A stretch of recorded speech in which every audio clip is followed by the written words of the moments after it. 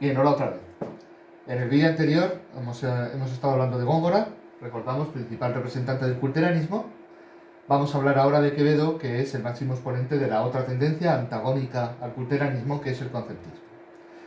Bien, aquí tenemos a nuestro protagonista, que tiene una obra poética, como vemos aquí, muy heterogénea, a la par que extensa.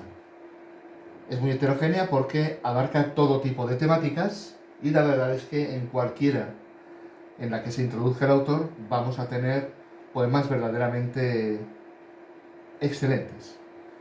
Hubiera utilizado otra palabra como mágicos, pero claro, algunas temáticas quizá no se pueden tildar como mágicas.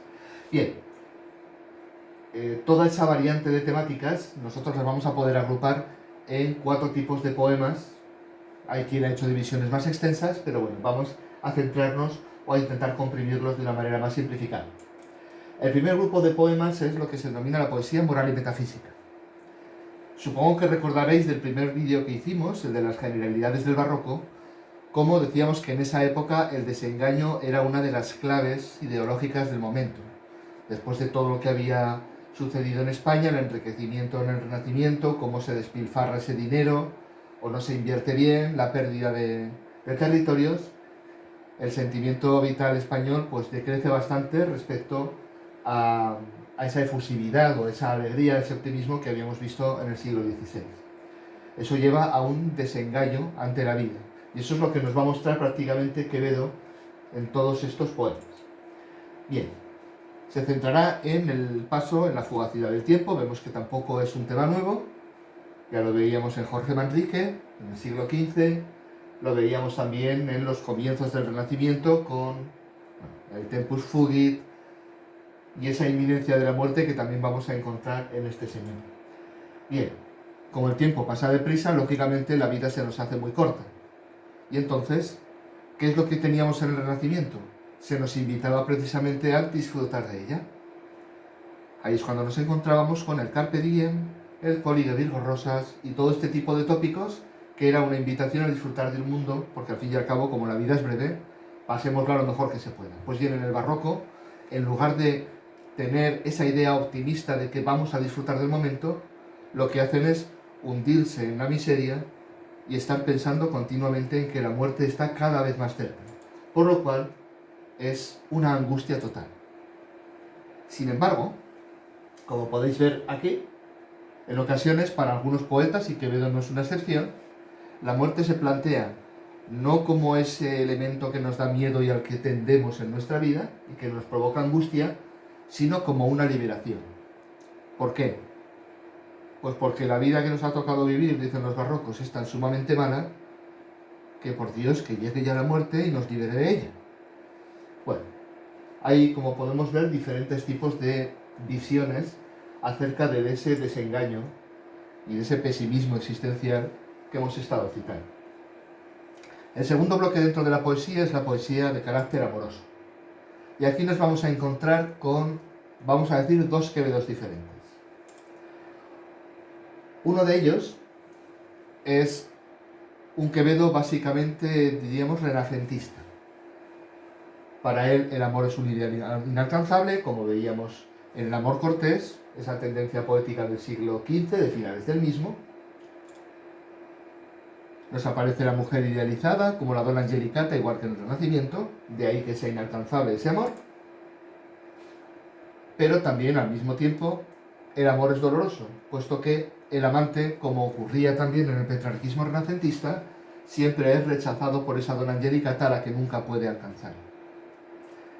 Por lo cual, mucha diferencia parece que no hay, aunque realmente en el momento en que Quevedo, en lugar de ser un autor que nos hable acerca de generalidades o de tópicos que estaban de moda todavía desde el siglo anterior, se centra un poco en su interioridad, nos vamos a encontrar un Quevedo más intimista, más angustiado, aunque siempre tiene una esperanza, y es que el amor traspasa la muerte.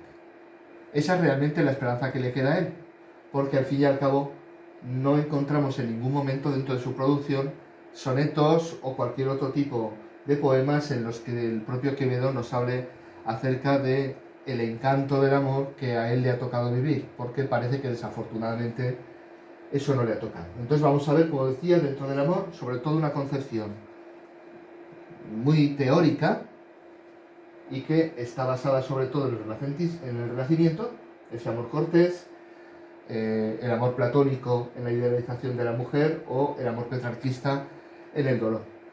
Pero después también ese amor que va más allá de la muerte y que provoca una esperanza en el autor.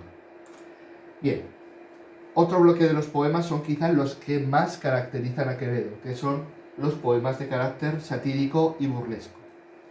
Bien, Quevedo utiliza los poemas, la poesía en general, para arremeter contra personas y cosas que para él no son dignas de estar en este mundo o que simplemente merecen ser criticadas o incluso humilladas públicamente. Bien, ¿por qué crea esa poesía satírica? Pues por ese mismo desengaño ante el mundo y ante las cosas.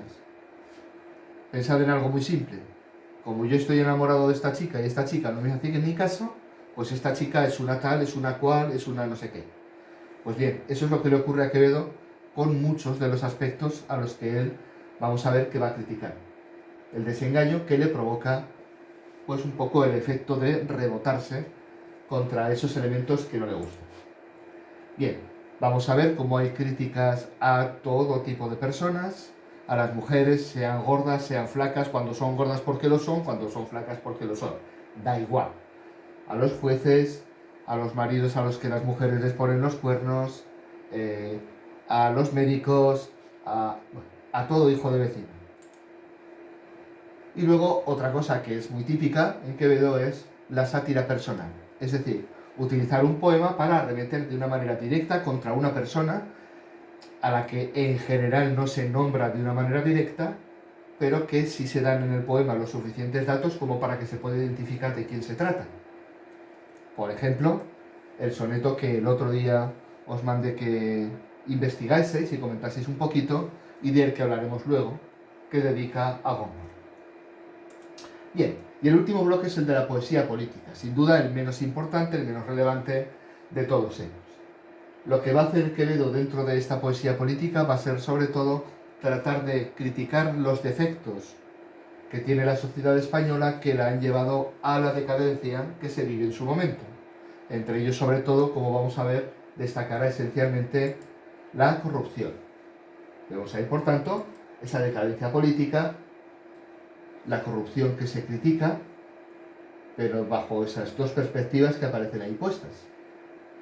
Por un lado, la corrupción está provocada por la codicia económica, la gente que quiere tener más dinero y acepta sobornos, o la gente que ya teniendo suficiente dinero lo que ansía es sobre todo el poder y por tanto también se pone en esa misma tesitura.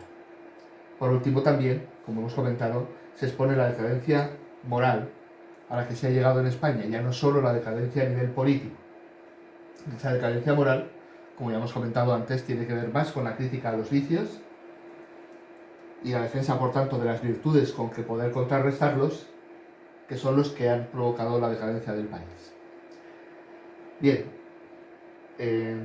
dejaremos aquí, que Quevedo realmente es muy complicado, pero yo creo que con esta idea más o menos generalizada de lo que es los diferentes ámbitos poéticos que abarca, además de lo que vayamos pudiendo leer, nos haremos una idea. Bien, esto es todo y luego nos volvemos a ver.